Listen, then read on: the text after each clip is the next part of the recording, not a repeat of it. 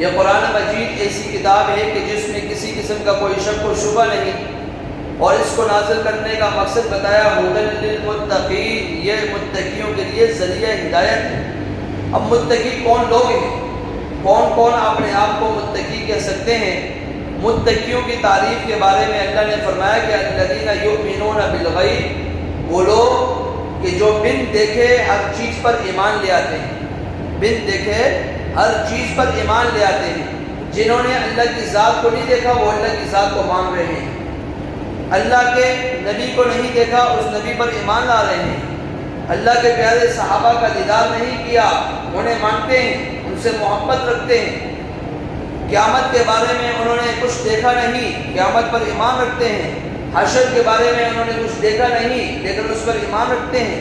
تو جن چیزوں کو نہیں دیکھا ان چیزوں پر ایمان لے آتے ہیں، فرمایا یہ متقی لوگ ہیں۔ اور اسی کے بعد اللہ نے فرمایا وَيُقِيمُونَ الصَّلَاةَ، جو لوگ نماز کو قائم کرتے ہیں، وَمِمَّا رَزَقْنَاهُمْ يُنْفِقُونَ، جو کچھ ہم نے ان کو رزق دیا اس میں سے اللہ کی راہ میں خرچ کرتے ہیں۔ اب انسان کو اللہ نے مال دیا ہے اور اس مال پر اللہ نے کچھ حقوق بھی رکھے ہیں کہ انسان یہ مال ہم نے تمہیں دیا ہے، ہماری جانب سے یہ مال تمہیں عطا کیا گیا ہے، اس مال کے تم پر کچھ حقوق ہیں، اور ان حقوق میں سے فرمایا کہ حق یہ ہے کہ تمہیں اپنے مال کا 40واں حصہ اللہ کی راہ میں قربان کرنا ہے۔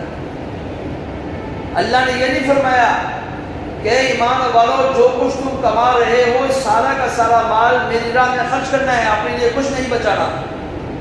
اگر اللہ یہ کہہ دیتا تو یہ بھی اللہ کی جانب سے ہم مسلمانوں پر کوئی زیادتی اور ظلم نہیں تھا، اللہ کا مال تھا، اللہ ہم سے لے سکتا تھا، لیکن اللہ نے احسان کرتے ہوئے فرما دیا کہ اے ایمان والو تمہیں خالی اپنی مال کا 40واں حصہ اللہ کی راہ میں قربان کرنا ہے۔ گویا 40,000 پر فقط 1,000 روپے اللہ کی راہ میں نکالنا ہے، 80,000 پر 2,000 روپے اللہ کی راہ میں نکالنے ہیں۔ یہ اللہ کا ہم سے مطالبہ ہے، اور انسان اگر یہ سمجھ بیٹھے کہ بھائی ہم اللہ کی راہ میں مال کیوں خرچ کریں، یہ مال تو ہم نے عصمت کمایا ہے، تو اللہ فرماتے ہیں کہ اے انسان تیرا اگر یہ دعویٰ ہے کہ یہ مال میں نے کمایا ہے تو تو ذرا یہ بتلا کہ تجھے یہ صلاحیت کس نے دی ہے، تجھے یہ ہاتھ کس نے دیے ہیں جن ہاتھوں کی صلاحیت کو تو استعمال کر کر اپنے معاملات کو لکھتا ہے، تجھے یہ آنکھیں کس نے دی ہیں جن آنکھوں کو استعمال کر کے تو اپنے کاروبار کو چلا رہا ہے، تجھے یہ دماغ کس نے دیا ہے جس میں سوچ کر تو اپنے کاروبار کے بارے میں آگے پیچھے کا معاملات کرتا ہے، یہ پاؤں دیے ہیں چل کر تو اپنے معاملات کرتا ہے۔ غرض ہے کہ ہر چیز اللہ کی جانب سے عطا کرتا ہے، اور جب ہر چیز اللہ کی جانب سے عطا کرتا ہے تو اللہ اپنی ہی چیز کا مطالبہ کر رہا ہے، اے میرے بندو میرے ہی دیے ہوئے مال میں سے تم میری راہ میں خرچ کر دو گے تو تمہارا مال محفوظ ہو جائے گا۔ قرآن مجید میں 10ویں پارے کے اندر اللہ نے فرمایا کہ والذین یکنزون الذهب والفضة ولا ينفقونها في سبيل الله فبشرهم بعذاب أليم۔ والذین وہ لوگ یکنزون الذهب والفضة جو سونے اور چاندی کو جمع کر کر کے رکھتے ہیں، محفوظ کرتے ہیں، جمع کر رہے ہیں، ولا ينفقونها في سبيل الله، اور اس مال کو اللہ کی راہ میں خرچ نہیں کرتے، فبشرهم بعذاب علیم، فرمایا کہ اے پیارے محبوب علیہ الصلوۃ والسلام آپ اپنی زبان سے یہ قرآن کا پیغام پہنچا دیں کہ ایسے لوگوں کے لیے دردناک عذاب ہے، دردناک عذاب ہے۔ قرآن مجید کے اندر اللہ رب العزت نے زکوٰۃ نہ دینے والوں کے بارے میں از خود فیصلہ فرما دیا ہے، اور احادیث تو ڈھیروں بھری ہوئی ہیں۔ اللہ قرآن مجید میں فرما رہے ہیں کہ وہ لوگ جو سونے اور چاندی کو جمع کر کے رکھتے ہیں، سمیٹ کر رکھتے ہیں، اپنے مال کو محفوظ کر کے رکھتے ہیں، اللہ کی راہ میں خرچ نہیں کرتے، فرمایا کہ فبشرہم بعذاب علیم، دردناک عذاب کی ان کو خوشخبری سنا دو، ان کو بتلا دو کہ تمہارے لیے قریب اللہ کی جانب سے ایک عذاب آنے والا ہے۔ اور دوسرے مقام پر اللہ نے فرمایا کہ یوم یحما علیہا فی نار جہنم فتقوا بها جباہہم وجنوبہم وظہورہم ھذا ما کنزتم لانفسکم، کہ جو انسان نے اپنا مال سمیٹ کر رکھا ہے، جمع کر کے رکھا ہے، فرمایا کہ قیامت کا روز ہوگا، یہی انسان کا مال دوزخ کی آگ میں جلایا جائے گا، اور جلا کر اسی آگ، اسی سونے اور چاندی اور مال کے ذریعے سے انسان کی پیشانی کو داغا جائے گا، انسان کے پہلو کو داغا جائے گا، انسان کی پشت کو جلایا جائے گا، داغا جائے گا۔ گویا یہی وہ مال، جس مال کو آج ہم جمع کر رہے ہیں، جس مال کو ہم سمیٹ رہے ہیں، یہی مال کل ہمارے لیے وبال جان بن جائے گا۔ یہی مال کل ہمارے لیے ایسا وبال جان بن جائے گا کہ جس کے بارے میں خود قرآن میں اللہ نے فرمایا کہ اسی مال کے ذریعے سے ہم اس کو داغیں گے، اس کو جلائیں گے، سزا دیں گے۔ سب سے پہلے پیشانی کا ذکر کیا، پھر پہلو کا ذکر کیا، پھر پشت کا ذکر کیا۔ اللہ نے چہرے کا کیوں ذکر کیا، پیشانی کا کیوں ذکر کیا؟ کہ اس کے مال سے اس کی پیشانی کو داغا جائے گا، جلایا جائے گا۔ انسان کے پاس جب فقیر آتا ہے نا، جب سوال کیا جاتا ہے تو یہی انسان پیشانی پھیر دیتا ہے، ترشی اس کے چہرے پہ آ جاتی ہے، اس کا چہرہ لٹک جاتا ہے، غم زدہ ہو جاتا ہے۔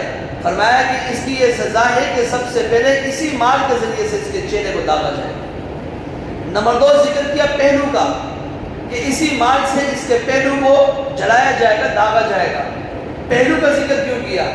فرمایا کہ جب کوئی سوالی سوال کرتا ہے تو یہ انسان اس سے پہلو نہیں کر دیتا ہے، مڑ جاتا ہے، پھر جاتا ہے، تو پھر جانے کی صورت میں اس کو سزا یہ ملے گی کہ قیامت کے روز اسی کے مال سے اس کے پہلو کو داغا جائے گا۔ اور کسی چیز کا ذکر کیا، اس کی پشت، جو کہ سوالی سے یہ گزر جاتا ہے، پیٹ کر کے گزر جاتا ہے، اس کو کچھ دیتا نہیں ہے، تو گویا نہ دینے کی صورت میں اس نے اپنی پشت اس فقیر کی طرف کی ہے، لہٰذا اس کی پشت کو بھی داغا جائے گا۔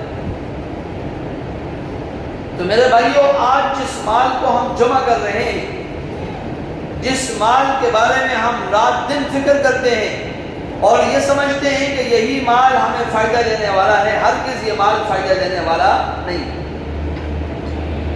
مال وہ انسان کو فائدہ دیتا ہے جو مال انسان نے اللہ کی راہ میں قربان کر دیا، اور وہی مال پھر انسان کو آخرت میں ملے گا، اور اسی مال کے ذریعے سے انسان کو سارے مال کے اعتبار سے محفوظ کر دیا جائے گا۔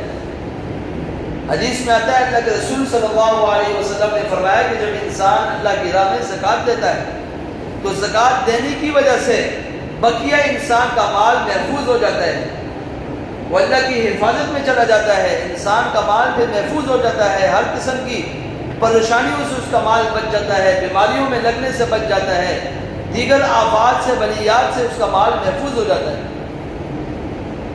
اس لیے ہمیں یہ کوشش کرنی چاہیے کہ جتنا ہم سے ہو سکے، ایک تو زکوٰۃ فرض ہے، وہ تو ہر صورت میں ہمیں ادا کرنی ہے، لیکن اس کے ساتھ ساتھ ہمیں صدقہ خیرات بھی کرنا ہے، اللہ کی راہ میں اضافی مال بھی خرچ کرنا ہے۔ جتنا ہم اللہ کی راہ میں مال قربان کریں گے اتنا ہی ہمیں فائدہ ہوگا، اتنا ہی ہمیں فائدہ ہوگا، دنیا میں بھی فائدہ ہوگا، آخرت میں بھی فائدہ ہوگا۔ جب انسان اپنے مال کو اللہ کی راہ میں قربان کرتا ہے نا، تو اللہ اس کے مال کو محفوظ کر دیتا ہے،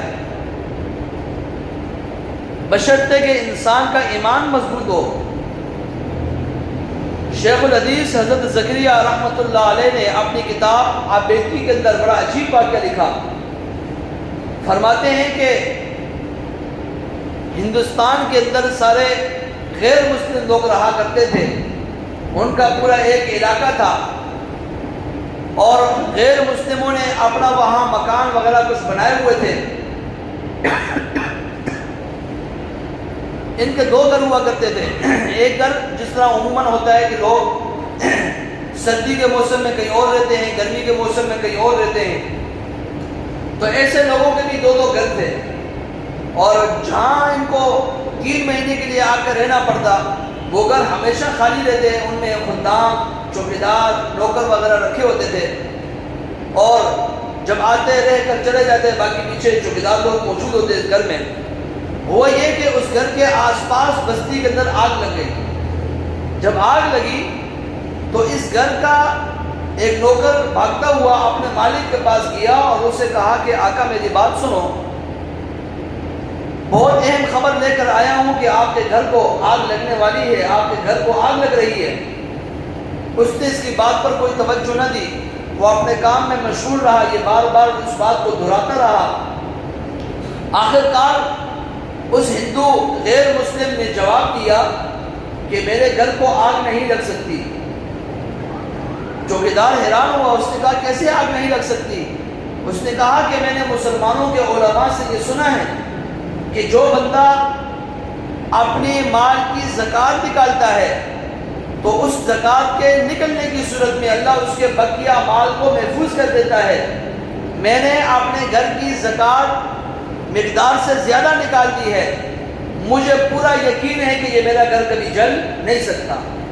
وہ حیران ہوا، بھاگتا ہوا واپس گیا، جا کر کیا دیکھتا ہے کہ پوری بستی جل چکی ہے لیکن اس بندے کا گھر محفوظ بن چکا ہے۔ اس بندے کا گھر محفوظ رہ گیا، باقی پوری بستی جل گئی۔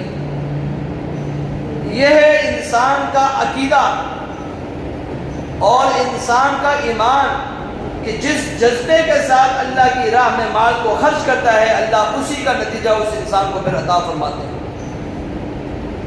تو میرے بھائیوں یہ کوئی بوجھ نہیں ہے، یہ کوئی مال کم نہیں ہوتا ہے، یہ فرض ہے ہمارے اوپر۔ جس طرح نماز کا پڑھنا ہمارے لیے فرض ہے، جس طرح روزے کا رکھنا ہم پر فرض ہے، جس طرح حج کا ادا کرنا ہم پر فرض ہے، اسی طریقے سے زکوٰۃ کا ادا کرنا بھی ہم مسلمانوں پر فرض ہے۔ اس کو ہر صورت میں ادا کرنا ہے۔ باقی صدقات، خیرات، عطیات، فدیات، باقی جو معاملات ہیں ان کا درجہ تو یوں ہے جیسے ہم نماز فرض پڑھتے ہیں اور فرض کے علاوہ نوافل پڑھتے ہیں۔ نوافل پڑھیں گے تو ہمارے لیے فائدہ ہے، نہ پڑھیں تو کوئی پوچھ گچھ نہیں ہے۔ زکوٰۃ ہمیں ہر صورت میں دینی ہے، لیکن زکوٰۃ کے علاوہ صدقہ خیرات کریں گے، اللہ کی راہ میں مال خرچ کرتے رہیں گے تو اس کا ہمیں اضافی فائدہ ہوگا، روحانی فائدہ ہوگا، جانی اور مالی فائدہ ہوگا۔ ہمارا مال بھی محفوظ رہے گا، ہمارے اندر روحانیت پیدا ہوگی، اللہ ہمارے مال کو مزید بڑھا دے گا، اس میں اضافہ کر دے گا۔ تو اس لیے میرے بھائیوں اس کو بوجھ نہیں سمجھنا چاہیے، اس مال کو اللہ کی راہ میں خرچ کرنا چاہیے۔ اب سوال یہ ہے کہ یہاں مال کون سا مال ہے کہ جس مال کو اللہ کی راہ میں خرچ کرنا ہے، جس مال پر زکوٰۃ کا حکم ہے؟ 4 قسم کا نصاب ہے، 4 قسم کے ایسے مال ہیں کہ جن پر زکوٰۃ کا حکم ہے۔ نمبر 1 سونا، نمبر 2 چاندی، نمبر 3 مال تجارت، نمبر 4 نقدی مال پیسہ۔ یہ 4 ایسے اموال ہیں کہ جن پر زکوٰۃ واجب ہوتی ہے۔ اب پہلی صورت ہے سونے کی۔ سونے کی مقدار کیا ہے؟ اگر آپ کے پاس صرف سونا ہے تو ایسی صورت میں 7.5 تولہ سونا اگر کسی انسان کے پاس ہے اس پر زکوٰۃ واجب ہوتی ہے۔ 7.5 تولہ یہ سونے کا نصاب ہے۔ نمبر 2 چاندی، چاندی کا نصاب ہے 52.5 تولہ۔ 52.5 تولہ چاندی کا نصاب اگر کسی انسان کے پاس موجود ہے تو اس پر زکوٰۃ واجب ہوگی۔ نمبر 3 مال تجارت، نمبر 4 نقدی مال۔ مال تجارت اور نقدی مال کا اعتبار اسی چاندی سے لگایا جائے گا کہ اس کی اگر مالیت چاندی کی رقم کو پہنچتی ہے تو اس انسان پر زکوٰۃ واجب ہوگی، ورنہ واجب نہیں ہوگی۔ اب 4 چیزیں ذکر کی ہیں۔ اگر ایک انسان کے پاس صرف سونا ہے، سونے کے ساتھ ذرہ برابر بھی چاندی نہیں ہے، اس کے علاوہ انسان کے پاس ذرہ برابر بھی پیسے نہیں ہیں، مال تجارت نہیں ہے، یوں کہہ لیں کہ ایک انسان کے پاس 1 تولہ سونا ہے یا 2 تولہ سونا ہے یا 5 تولہ سونا ہے، اس 5 تولہ سونے کے علاوہ نہ 1 روپیہ ہے اس کے پاس، 1 روپے کا ذکر کر رہا ہوں، نہ 1 روپیہ ہے اس کے پاس اور نہ ہی اس کے پاس چاندی ہے، نہ کوئی اور چیز ہے، تو ایسے انسان پر زکوٰۃ واجب نہیں ہوگی۔ کیوں؟ اس لیے کہ سونے کا نصاب 7.5 تولہ ہے، جب تک 7.5 تولہ نہ ہو جائے اس وقت تک زکوٰۃ واجب نہیں ہوگی۔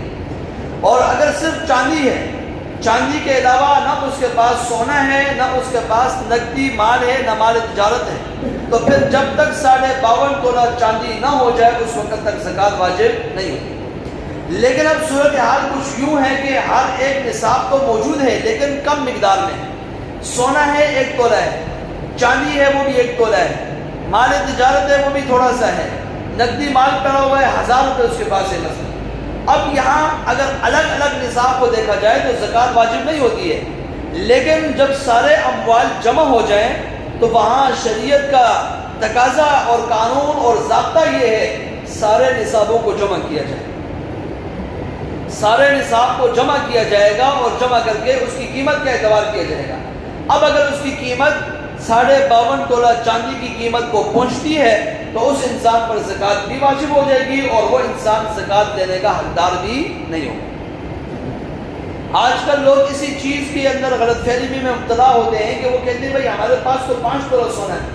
بھائی آپ کے پاس 5 تولہ سونا ہے تو ساتھ ساتھ میں نقدی مال بھی تو ہے، ساتھ میں چاندی کی ایک انگوٹھی تو موجود ہے، آپ کے پاس مال تجارت تو ہے۔ سارے اموال کو جمع کیا جائے گا اور جمع کر کے پھر اعتبار کیا جائے گا کہ آیا اس کی قیمت اب 52.5 تولہ چاندی کی قیمت کو پہنچتی ہے کہ نہیں۔ اگر پہنچتی ہے تو زکوٰۃ واجب، نہیں پہنچتی ہے تو زکوٰۃ واجب نہیں ہوگی۔ اور اس وقت موجودہ جو ریٹ ہے چاندی کی 52.5 تولہ چاندی کی وہ 1,29,225 روپے، گویا 1,30,000 روپے۔ اگر کسی انسان کے پاس 1,30,000 روپے ہیں تو گویا وہ انسان صاحب نصاب ہے، اس پر زکوٰۃ دینا واجب ہے۔ اور اتنی ہی مالیت کا انسان کے پاس اگر کوئی سامان پڑا ہوا ہے، یعنی سونا ہے، چاندی ہے یا نقدی مال ہے، تو ایسے انسان کے لیے زکوٰۃ دینا جائز نہیں۔ لہٰذا اس چیز کا دھیان دیا جائے